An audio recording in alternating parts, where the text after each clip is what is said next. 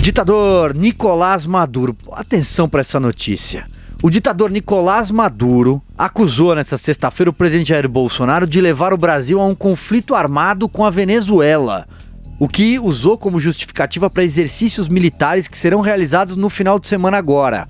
Declarou o ditador, abre aspas, Bolsonaro está arrastando as forças militares do Brasil para um confronto com a Venezuela ao amparar um grupo de terroristas que atacou um quartel militar venezuelano.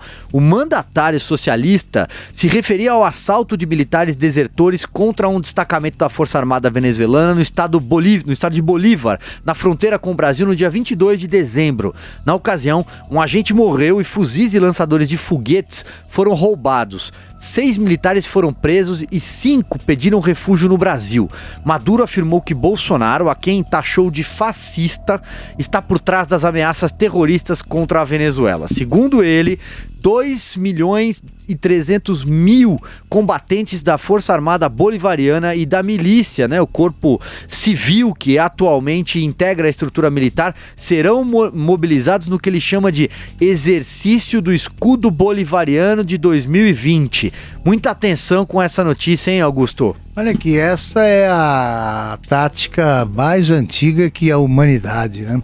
Você em situação, quando acuado, quando você vai perdendo popularidade, quando fica claro aí que você não vai durar muito no cargo, o ditador escolhe um inimigo externo para unir o país.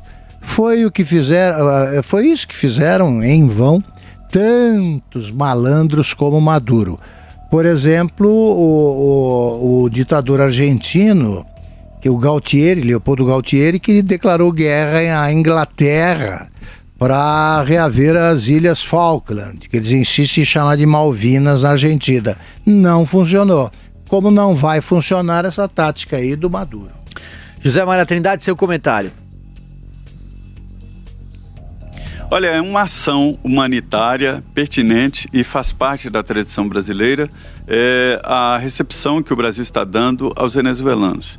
Eu reclamo sempre aqui e falo porque eu recebo reclamações de deputados e senadores de Roraima dizendo o seguinte, de que não pode deixar nas costas do Estado, um Estado pequeno, pobre, a responsabilidade de resolver os problemas das pessoas que vêm desesperadas da Venezuela, né? Mas eu acho que o Brasil deve receber.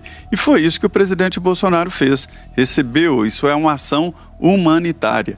E deu asilo, sim, a esses militares e depois o próprio governo, a primeira ação é asilo. Depois o próprio governo vai decidir e definir o que fazer. Chamar o Brasil para a guerra é uma situação de total desespero da Venezuela.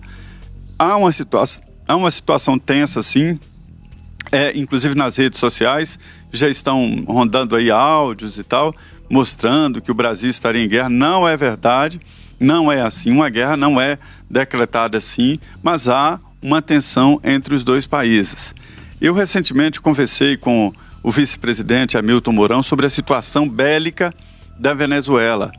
A situação é a seguinte, a Venezuela, durante um determinado momento, foi muito bem armada, comprou carros de combate, comprou caças e ficou muito bem armada a ponto de desequilibrar aqui a América do Sul. Mas hoje não há informações sobre a segurança de voo desses caças, porque é preciso dar manutenção e eles não têm condições de dar manutenção a esses equipamentos. Então ninguém sabe exatamente a condição desses carros de combate e tal, mas de qualquer maneira a Venezuela está armada. E me dizem alguns militares que têm conhecimento sobre a situação, de que há ajuda externa, isso que está confundindo tudo, né? Ajuda externa, há milicianos, né, que são mercenários ajudando o governo. Então é uma situação muito complexa e difícil de ser resolvida. Se partir para esse lado da força aí, haverá muitos problemas para o Brasil, mas por enquanto não há essa possibilidade de guerra, não há, é apenas uma ameaça.